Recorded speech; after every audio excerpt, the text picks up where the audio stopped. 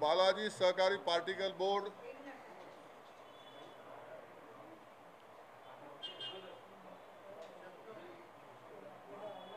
बालाजी सहकारी particle board ये एक कोऑपरेटिव फैक्ट्री थी जिसको सेंट्रल गवर्नमेंट के राष्ट्रीय सहकार निगम एनसीडीसी ने 43.35 करोड़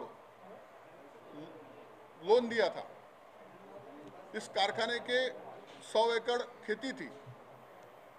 ये कारखाना खासदार भावना गौड़ी इसके अध्यक्ष थी।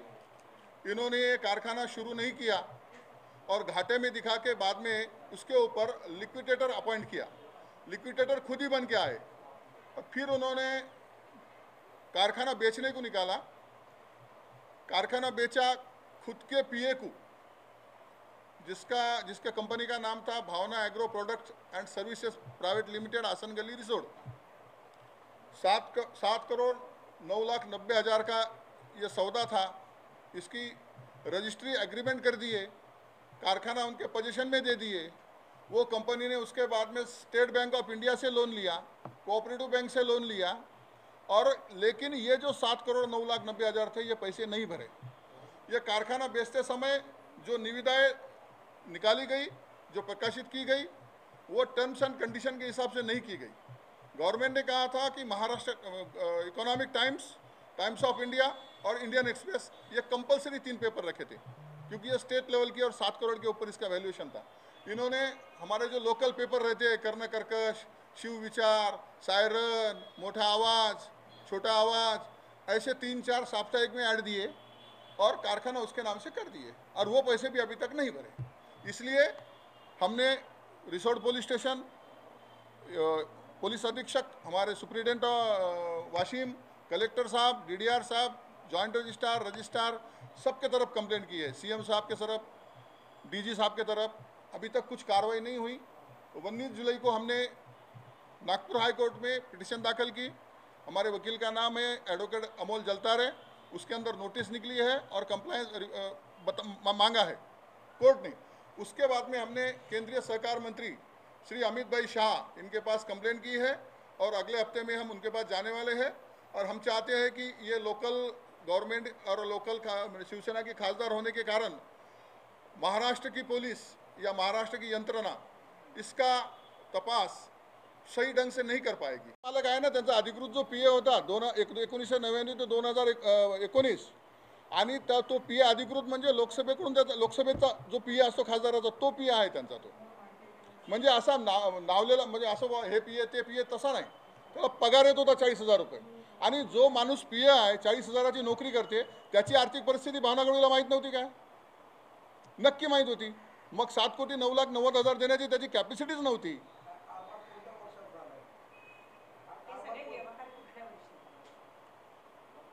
16 ऑगस्ट 2010 नाही नाही 16 ऑगस्ट 2010 10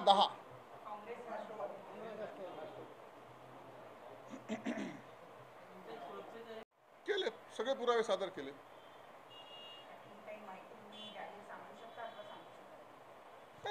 पुरावे काय, अध्यक्ष जी ज्या अध्यक्षांनी कारखाना बुडवला त्याला लिक्विडेटर कधीच करत नसतात, अवसायक कधीच करत नसतात। हिनेच कारखाना बुडवला आणि त्या भावना गवळीलाच अवसायक केलं आणि अवसायक मंडळात कोण? तर त्याची आई, वय 70। काय संबंध त्यांचा? कोणतीही कंपनी बुडाल्यानंतर अवसायनात कशासाठी काढतात की त्या कंपनीवर जे कर्ज आहे ही कंपनी विकून, याची प्रॉपर्टी विकून ते जे कर्ज आहे ते जे धनको आहे त्यांना समप्रमाणात द्यायचं, त्याच्यासाठी असते। त्यांनी पैसेच भरले नाही ना कारखान्याचे। आणि भावना गवळी कोणती टेक्निशियन आहे? ती काय त्या पार्टिकल बोर्डाची टेक्निकल नाही आहे, मॅनेजमेंट नाही आहे ना तिच्याकडे। मग तिला लिक्विडेटर नेमण्याचं काही कारणच नव्हतं। बरं, तिला नेमलं तर नेमलं, तिच्याच पीएच्या नावाने खरेदी करून दिली। म्हणजे तिचा जो पीए होता अशोक गांडुळे हा 1999 ते 2019 पर्यंत त्यांचं पीए होतं। त्याच्या भावना कंपनीचं नाव पण काय माहिती आहे का? भावना ॲग्रो प्रोडक्ट अँड सर्व्हिसेस। आणि त्याला बँक गॅरंटी ज्या बँकेने दिली त्या बँकेचे अध्यक्ष सुद्धा भावना गवळीच। म्हणजे इतकं हे क्रिस्टल क्लिअर करप्शन आहे। याच्यात काही न्याय मागे म्हणजे ज्या दिवशी हे कोर्टासमोर सुनावणीला येईल किंवा ज्या दिवशी महाराष्ट्राच्या माननीय मुख्यमंत्र्यांसमोर हे प्रकरण जाईल ते एका मिनिटात म्हणतील की यांच्यावर कारवाई करा. याच्यात वाचण्याचा प्रश्नच नाही, वाचवण्याचा प्रश्नच नाही. मला अपेक्षा सध्या सरकार शिवसेनेचं आहे आणि त्यांच्याच पक्षाच्या नेत्यांना अशा पद्धतीनं कारवाई होऊ शकेल अपेक्षा आहे तुम्हाला? हो, आपण अपेक्षा करायला काय हरकत आहे? नाही तर न्यायालय तर आहेच ना. 55 कोटीचा हा पार्टिकल बोर्ड कारखाना होता. शेतकऱ्यांच्या जमिनी स्वस्तात घेऊन त्याच्या तोराटी पराटीपासून प्लायवूड बनवण्याचा हा कारखाना होता. हा कारखाना सुरू न करता खासदार भावना गवळेंनी अवसायनात काढला, तोट्यात काढला आणि स्वतः अवसायक होऊन हा कारखाना स्वतःच्या PAच्या कंपनीच्या नावाने विकला. 55 कोटीचा कारखाना फक्त 7 कोटी 9,90,000 विकला आणि ते सुद्धा पैसे गव्हर्नमेंटकडे अजून भरले नाही. त्याच्यामुळं तो कारखाना सरकार जमा झाला पाहिजेत, तो कारखाना सुरू झाला पाहिजेत, त्याचा लाभ शेतकऱ्यांना मिळाला पाहिजेत आणि ज्यांनी हा घापा केला, ज्यांनी हे कट रचलं ते सगळे अधिकारी, खासदार भावना गवळी, कारखाना विकत घेणारी कंपनी, दी रिसोड अर्बन कोऑपरेटिव्ह क्रेडिट सोसायटीचे सगळे संचालक, या सगळ्यांवर गुन्हा दाखल झाला पाहिजेत आणि त्यांच्याकडून सरकारचं झालेलं नुकसान वसूल केला गेलं पाहिजे.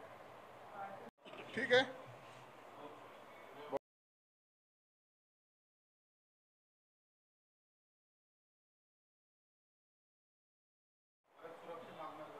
आणि मागितली, मी दर आठवड्याला अर्ज करतो, दर आठवड्याला मेल करतो.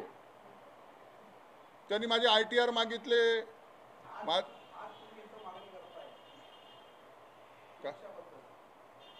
माग कोण स्वतःच्या जीवाची सुरक्षा तर प्रत्येक जण मागणारच आहे, तो अधिकार आहे. बरं, हिच्या विरोधात पिटिशन केलं, हिच्या विरोधात तक्रार केली म्हणूनच माझ्या घरावर अटॅक झाला ना. आणि हिचेच कार्यकर्ते होते. ठीक आहे, केले सगळे पुरावे सादर केले.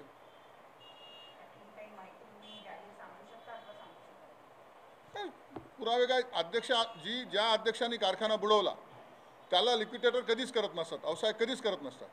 हिनेच कारखाना बुडवला आणि त्या भावना गवळीलाच अवसायक केलं. आणि अवसायक मंडळात कोण, तर त्याची आई, वय 70. काय संबंध त्यांचा? कोणतीही कंपनी बुडाल्यानंतर अवसायनात कशासाठी काढतात की त्या कंपनीवर जे कर्ज आहे ही कंपनी विकून, याची प्रॉपर्टी विकून ते जे कर्ज आहे ते जे धनको आहेत त्यांना समप्रमाणात द्यायचं, त्याच्यासाठी असते. त्यांनी पैसेच भरले नाही ना कारखान्याचे. आणि भावना गवळी कोणती टेक्निशियन आहे? ती काय त्या पार्टिकल बोर्डाची टेक्निकल नाही आहे, मॅनेजमेंट नाही आहे ना तिच्याकडे. मग तिला लिक्विडेटर नेमण्याचं काही कारणच नव्हतं. बरं, तिला नेमलं तर नेमलं, तिच्याच PAच्या नावाने खरेदी करून दिली. म्हणजे तिचा जो PA होता अशोक गांडोळे, हा 1999 ते 2019 पर्यंत त्यांचं PA होतं.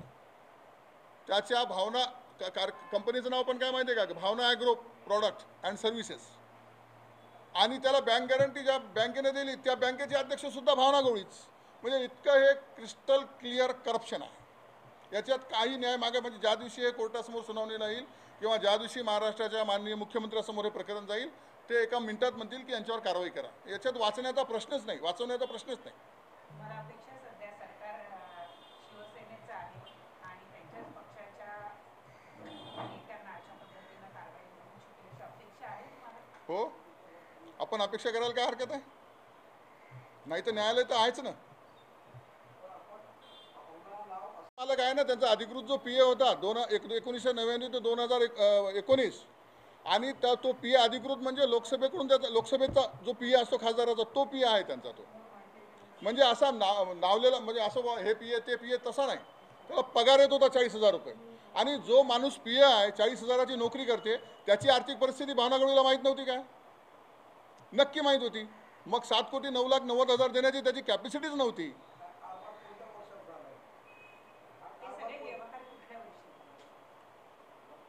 16 ऑगस्ट 2010. नाही,